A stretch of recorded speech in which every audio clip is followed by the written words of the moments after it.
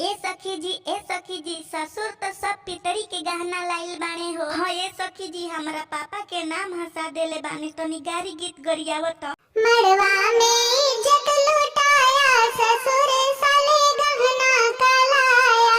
मड़वा में इज्जत लुटाया ससुर साले गहना कलाया।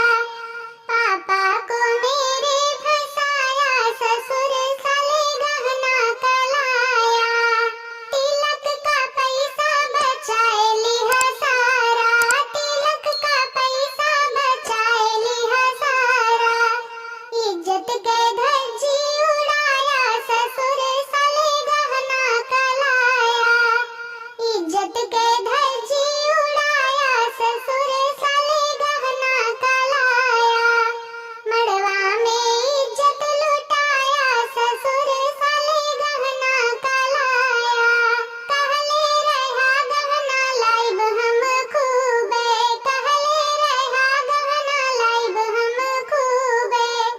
पीतल के हार गढ़वाया ससुर साले गहना कलाया। पीतल का हार गढ़वाया ससुर साले गहना कलाया। हाय, कैसे हैं आप? उम्मीद करता हूँ अच्छे होंगे, स्वस्थ होंगे, तंदुरुस्त होंगे। यह गाना आप लोग को कैसा लगा? अच्छा लगा हो तो प्लीज़ वीडियो को लाइक कर दीजिए और चैनल को सब्सक्राइब करके जाइएगा। जो भी हम वीडियो डालेंगे सबसे पहले आप तक पहुँचेगा और देखकर खूब हंसेंगे। मिलते हैं नेक्स्ट वीडियो में। नमस्ते।